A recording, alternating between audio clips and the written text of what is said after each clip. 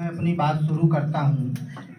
सोम ठाकुर ने लिखा कि करते हैं तन मन से वंदन, कि करते हैं तन मन से वंदन जनगण मन की अभिलाषा का, कि करते हैं तन मन से वंदन जनगण मन की अभिलाषा का, अभिनंदन अपनी संस्कृति का, आराधन अपनी भाषा का, आराधन अपनी भाषा का।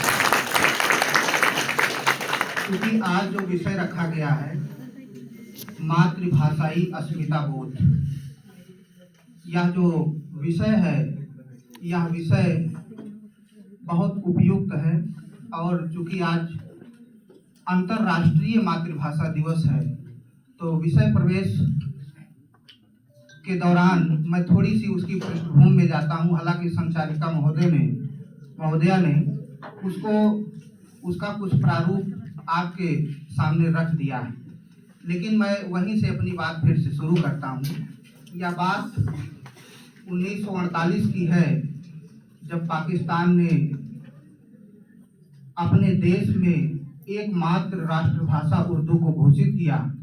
और उस समय जो पूर्वी पाकिस्तान था उसने अपनी मातृभाषा के लिए एक आंदोलन खड़ा किया, और वह मातृभाषा का आंदोलन 21 फरवरी 1952 को एक बड़ा प्रारूप ले लेता है। और वहीं ढाका विश्वविद्यालय के छात्रों द्वारा पूर्वी पाकिस्तान, जो बांग्लादेश बाद में बना, पूर्वी पाकिस्तान था उस समय, तो वहाँ के छात्रों ने एक बड़ा आंदोलन किया। और उस आंदोलन में आधिकारिक रूप से तो 5 ही, बाकी कुछ और छात्र शहीद हुए और सैकड़ों छात्र उस समय घायल हुए थे। और उसी को आधार बनाकर एक जो मातृभाषा का आंदोलन हुआ, अपनी अस्मिता को, अपनी संस्कृति को, अपनी भाषा को बचाने के लिए, वह वहीं से उस आंदोलन की शुरुआत होती है। और इसको और आधिकारिक बनाने के लिए कनाडा में रह रहे बांग्लादेश के ही उनका नाम था रफीकुल इस्लाम, उन्होंने मातृभाषा दिवस मनाने के लिए यह सुझाव दिया था। और उस समय जो वहाँ के प्रधानमंत्री थी शेख हसीना ने यूनेस्को में यह बात रखी।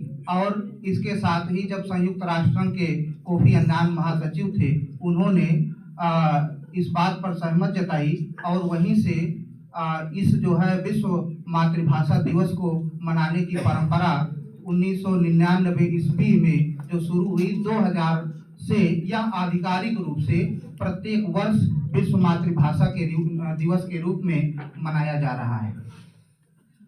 हमको अपनी मातृभाषा की जरूरत क्यों पड़ती है, इस बारे में भी हमको आपको सोचने की जरूरत है। जहाँ तक मैं समझता हूँ कि यह जो मातृभाषा होती है हमारे हर्ष की मातृभाषा है, हमारे दुख की मातृभाषा है। इसको मैं एक कहानी से आप लोगों के समक्ष रखना चाहूँगा। यह अकबर और बीरबल की कहानी है। एक बार अकबर के दरबार में एक बहुभाषाविद आया और उसने यह चैलेंज किया कि जो हमारी मातृभाषा को प्रमाणित कर देगा हम उसकी गुलामी करेंगे। तो यह चैलेंज उसके सामने मैंने दरबार में रखा गया और कई दिन तक इस खोज में लोग लगे रहे कि असल में इसकी मातृभाषा है क्या। तो उस क्षण यह जिम्मा बीरबल को दिया गया कि बीरबल तुम जरा पता लगाओ असल में इसकी मातृभाषा क्या है। तो बीरबल भी कई दिन तक सोच में पड़े रहे, क्योंकि जिस भाषा में भी कोई बात करता था वह चूंकि लगभग कई भाषाओं का आधिकारिक विद्वान था, इसलिए ठीक से पता नहीं चल पा रहा था कि असल में इसकी मातृभाषा क्या है। तो एक दिन बीरबल को सूझा और उसने एक बहुत बड़े भगोने में गर्म पानी कराया और उसी खौलते हुए पानी को सोते समय जब वह सो रहा था उसके ऊपर फेंकवा दिया। और जब पीड़ा से जब वह कराह उसके निकली, जिस भाषा में कराह निकली, बीरबल ने कहा तुम्हारी यही मातृभाषा है। इसीलिए मैं कह रहा था कि जब हम बहुत अपार दुख में होते हैं तब हमारी मातृभाषा हमें याद आती है। हम रोजगार में होते हैं तो रोजगार में चूंकि रोजगार की जो भाषा होगी समृद्ध, हम उस भाषा में बातचीत करेंगे, लेकिन जब हम अपार सुख में होंगे या अपार दुख में होंगे तब हमको अपनी मातृभाषा की याद आती है। तो आज यह जो वैश्वीकरण का दौर चल रहा है, इस वैश्वीकरण में जो भाषाएं लगातार खत्म हो रही हैं, यूनेस्को की ही रिपोर्ट जैसा मैडम बता रही थी, हर 2 सप्ताह में एक मातृभाषा मर रही है। पूरी दुनिया में लगभग 7,000 भाषाएं हैं।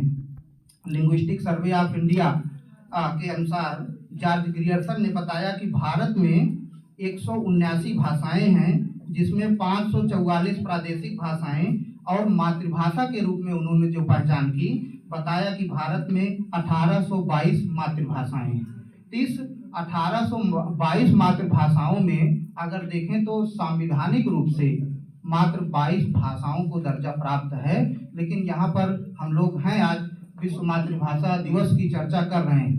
विश्व मातृभाषा दिवस की चर्चा करने का यही तात्पर्य ही है कि हम किसी बिना दूसरी भाषा पर आक्षेप किए हम अपनी मातृभाषा को समृद्ध करें, उसमें और संवर्धन करें।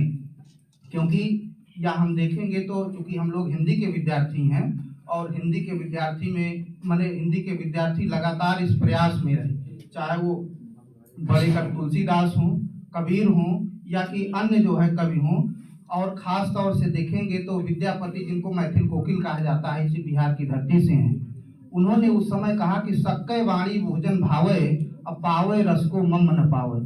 कि सक्कै वाणी माने संस्कृत भाषा, चूंकि संस्कृत भाषा साहित्य की भाषा थी, तो जो जन भाषाएं थी उनके सामने एक चुनौती थी संस्कृत भाषा। अगर जो संस्कृत नहीं जान रहा है, अगर वो साहित्य सृजन करना चाह रहा है तो कैसे करेगा। तो ऐसे में जो है उस भाषा के सामने जो चुनौती थी, तो विद्यापति कहते हैं सक्कै वाणी भोजन भावे पावे रस को मम न पावे, और देसिल बैना सब जन मिठा। यह जो देसिल बैना है, देसी भाषा है, वह जो है सबसे मीठी होती है। जब कभी हम आप अपनी मातृभाषा में संवाद कर रहे होते हैं तो देखिए कितना सरस हो जाते हैं। तो इसलिए उन्होंने जो है इस बात की घोषणा की कि सक्कै वाणी भोजन भावे पावे रस को मम न पावे, अब देसिल बहना सब जन मिठा ते तैसन जमहू अवहट्टा। उस समय वो अवहट्ट की वकालत कर रहे थे, वह भी एक जन भाषा थी। यही नहीं, क्योंकि मैं अमेठी की धरती से हूँ, तो उस समय मैं जायसी को याद करता हूँ। जायसी ने सिंघल द्वीप वर्णन खंड में पद्मावत में एक बहुत बढ़िया बात कही है। उन्होंने लिखा कि जावत पंखी जगत के बैठ भरे अमराम। कि जावत पंखी जगत के, कोई एक भाषा की बात नहीं कर रहे हैं बल्कि पूरे संसार की भाषाओं की बात कर रहे हैं। कि उनका जो सिंघल द्वीप है, उस सिंघल द्वीप में पूरे देश दुनिया के पक्षी आके बैठे हैं। एक तरह से वह प्रतीक है, पक्षी नहीं, हम आप मनुष्य हैं। तो कहते हैं कि जावत पक्षी का वहाँ अवधि में पंखी, जावत पंखी जगत के बैठ भरे अमराऊ, आपन आपन भाखा ले दयु के नाम। तो वहाँ पर जो हम अपने इष्ट को याद कर रहे हैं, वहाँ अपनी अपनी भाषा में लोग याद कर रहे हैं। तो आज चूंकि यह वैश्वीकरण का युग है, ग्लोबलाइजेशन का युग है, और जहाँ पर भाषाएं लगातार मर रही हैं और रोजगार की भाषा में हम लोग ज़्यादा शरीक हो गए हैं, रोजगार की भाषा को ही ज़्यादा समझ रहे हैं, ऐसे में अपनी मातृभाषा को हम लोग धीरे धीरे भुलाते जा रहे हैं। तो यहाँ पर जायसी हमको याद आते हैं, यहाँ पर विद्यापति हमको याद आते हैं, यहाँ पर हमको तुलसीदास याद आते हैं।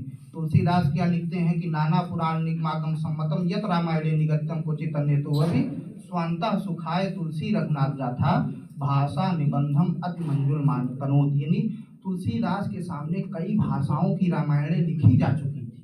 ऐसे में तुलसी के सामने भी यह चैलेंज था कि अगर हम रामचरित को लिख रहे हैं तो किस भाषा में लिखें। तो उन्होंने अपने हिचक को दूर करते हुए उन्होंने घोषणा की कि मैं जो रामचरित लिखूंगा उसको अवधी भाषा में लिखूंगा, भाषा निबद्धम अति मंजुल मातनोद। क्योंकि वही जो भाषा है वही सरस भाषा है, उसी भाषा में राम का जो चरित्र होगा वह सरस होगा। इसलिए तुलसी हूँ, कबीर हूँ, रैदास हूँ, विद्यापति हूँ, या तमाम और जो उस समय के साहित्यकार हैं, वो साहित्यकार जो साहित्य की भाषा थी उससे थोड़ा हटकर जो जन भाषा थी, लोक भाषा थी, मातृभाषाएं थी, उसको वो आगे बढ़ाने की कोशिश कर रहे थे, आगे बढ़ाने की बात कर रहे थे। इसीलिए लगातार देखेंगे आप जितने भाषा आंदोलन हुए हैं, चाहे वो हिंदी का खड़ी बोली आंदोलन हो या कि और भी अन्य भाषाओं के आंदोलन हो, सारे आंदोलनों को आप देखेंगे तो सब में वह मातृभाषा का जो आग्रह है वह आज हमको इसी दिन की याद दिलाता है कि कैसे हम अपनी मातृभाषा में अपने साहित्य को सुरक्षित रखने का मतलब है हम अपनी संस्कृति को सुरक्षित रखते हैं, अपनी संवेदना को सुरक्षित रखते हैं। इसलिए संस्कृति को सुरक्षित रखना है, संवेदना को सुरक्षित रखना है और तमाम चीज़ों को सुरक्षित रखना है तो अपनी भाषा में ही कुछ ना कुछ सृजन करना पड़ेगा। और इस आंदोलन को भी भारतीय हरित संघ के भी आंदोलन को याद करना पड़ेगा, जिसमें कहते हैं निज भाषा उन्नति है सब उन्नति को मूल, अपैनिज भाषा ज्ञान के मिटे नहीं को सूल। तो अपनी भाषा में हमको उन्नत करना है, अपनी भाषा में ही जो भी कार्य करना है वह करना पड़ेगा। मैं मातृभाषा नाम की एक कविता है केदारनाथ सिंह की, उसका शीर्षक ही है मातृभाषा। तो मैं उसी कविता के साथ, चूँकि है तो मेरे पास बहुत सामग्री लेकिन समय का अभाव है, 10 मिनट दिया गया था, मुझे लग रहा है 10 मिनट मेरा पूरा भी हो गया है, तो मैं उसी कविता के साथ अपनी बात को समाप्त करता हूँ। केदारनाथ सिंह की कविता है मातृभाषा। लिखते हैं कि जैसे चींटियाँ लौटती हैं बिलों में, जैसे चींटियाँ लौटती हैं बिलों में, कठफोड़वा लौटता है काठ के पास।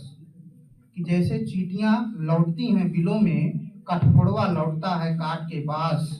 वायुयान लौटते हैं एक के बाद एक, लाल आसमान में डैने पसारे हुए हवाई अड्डे की ओर।